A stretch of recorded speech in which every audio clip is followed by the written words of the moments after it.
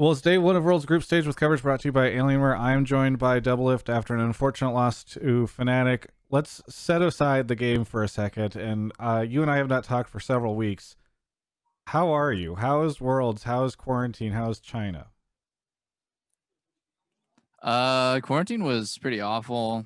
I don't want to elaborate too much on that because there's no point to, but it was a pretty miserable experience. But the upside to it was like that we're all looking forward to playing at Worlds, and I think we're all really excited for sure. So the vibe was still pretty positive, even though we're in like a pretty bad situation. And then, yeah, I mean, I feel totally fine. I'm sort of like juggling because like there's pressure from playing at Worlds, but I'm really enjoying playing with the team, and I feel like our team atmosphere and the like learning that we're having from each day is actually pretty great. So there's a lot of positives. I mean, obviously with previous teams there were always problems here and there are also upsides, but I feel like there are just a lot of positives with our team. So yeah, I mean, we're here and it sucks we lost the first day, but I'm pretty confident that we can turn it around. Well, and now we can talk about that game. You guys did look. You got caught a couple times in the beginning. There was some bad stuff, but then it felt like you guys were able to turn it around a bit and actually, not turn it into the stomps that we saw in virtually every other game tonight. So, what do you think about your performance and TSM's performance in that match against Fnatic? Now, just following it. I think we had a lot of nerves, and it was definitely a really unusual early game from us because we pretty much just got shit on. It was really bad. I think, yeah, I don't really know what to say other than they invaded on us, and for some reason we weren't prepared. Then Vincent made a really bad play, flashing in, and then he got caught again. And so the early game was going really badly. But I noticed mid game that Fnatic wasn't able to snowball their lead nearly as much as some of the strongest teams in the world should be able to. So we came back a bit, and I think in the end we just lost like 1 to 2 fights. Like we lost like one fight, kind of like half our team, and then the next fight I think we just tried to contest Baron 4v5 and ended up losing the fight really badly, and so they just ended off of it.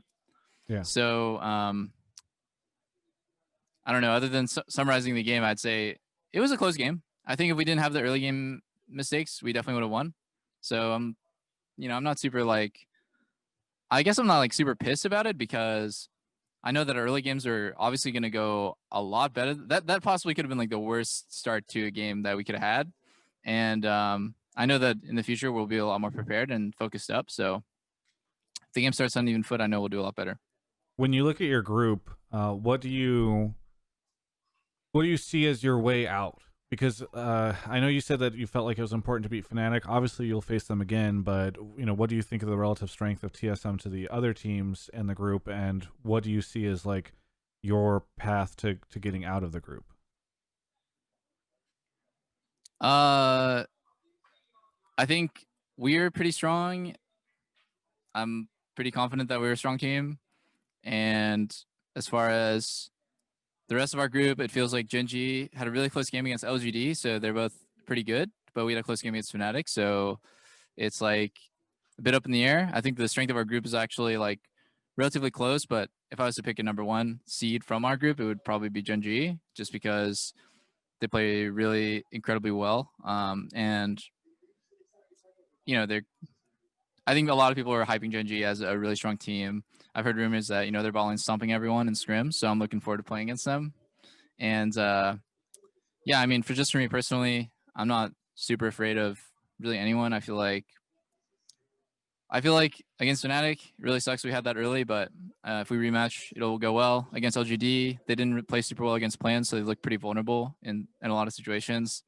And then against Gen.G, they're really good, of course, but we've had decent results in our practice as far as our like level of play. So I don't think I'm really afraid of anyone.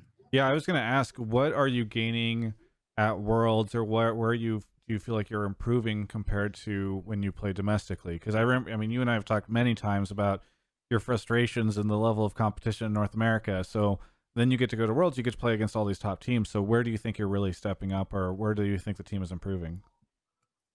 The biggest thing at Worlds that a lot of people have been noticing is that the game really starts at like the game starts when the players spawn in and the game starts. It doesn't start with the minion spawn. So every game is like a level 1 or like different strat. Back in the day, you would call those like cheese because if it doesn't work, you lose a lot. But actually, the game has just changed and evolved to the point where level 1 strats are pretty much high risk they're like high reward and like medium risk. You know, if it doesn't pay off, it's not the end of the world. You're slightly behind, but if it pays off, the payoff is really big. So early games are extremely volatile, it feels like, and that's why games are really stompy. And other than that, I'm learning a lot from Worlds because I'm playing against great bot lanes. That's pretty much it. And I'm playing against great teams that punish me for my mistakes, that make me think critically, and like my moment-to-moment gameplay decisions have to be different. So yeah, I mean, even mechanically, some of the players are pushing me in lane and stuff like that. But overall, it just comes down to like understanding of the game. I'd say like it's just the margin for error is so small at Worlds, and you know level competition is really high, so it feels really different than playing LCS basically. Do you, you know, looking at your group, it does feel like kind of the battle of the ADCs. Maybe not as much with LGD, but with Ruler and Reckless being in your group, is that something that excites you? That like this is a big moment for you to stand out against some of the best ADCs and the historically best ADCs in each of these regions? Um, yeah, I mean, I think it'd be cool to stand out. I'm gonna be honest with you. I think the meta is not particularly ADC centric, Yeah. and so it's a bit of a shame that there's this group of really popular players from the regions, and yeah, I just can't imagine that like AD carry is hard carrying a majority of games in the current meta. So that's like that's like a general take of it, I guess. But Genji actually like really carries a lot of their games. He plays really amazingly, especially on Ashe. There's obvious exceptions to the rule, but um, definitely doesn't lend itself towards making it easy. And I look forward to playing against him because I feel like in lane it's just fun to play against someone who's aggressive and constantly trading. Um, I I just have a really good time when I feel like wow, lane phase was really spicy and somebody was actually like going like auto for auto with me for extended period of time, and it's fun. That's pretty much it. Other than that, though, yeah, the game is like I said, really early game centric, and AD carry doesn't have a huge piece, honestly, in the early game Yeah. as far as playmaking goes. So I'm just trying to play my best and make the most impact that I can, but I understand the limitations of my role that I'm not going to be like engaging fights or anything like that. So that's that. So you're at Worlds. I'm not at Worlds. This is the first time this has been the case since the very first season one Worlds, where I'm not able to be there.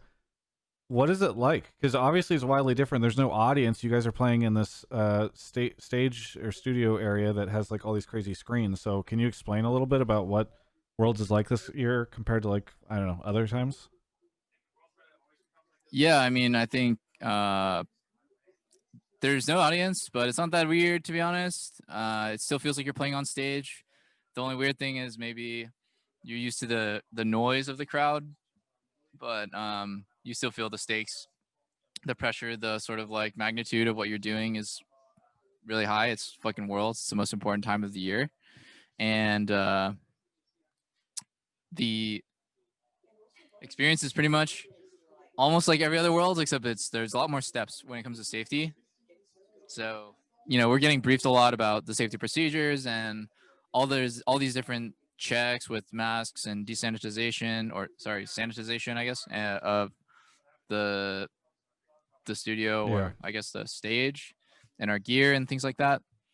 There's like so much procedure, but it's all for the best, of course. I fully support it. It's just a little bit strange that we're basically like wearing face masks on the way up to the stage, and then we take them off for the game and stuff like that. Unfortunately, we're out of time, but anything you really quickly want to say to any of the fans out there? Not really. Blows to lose. I know we're a lot better than how we played today.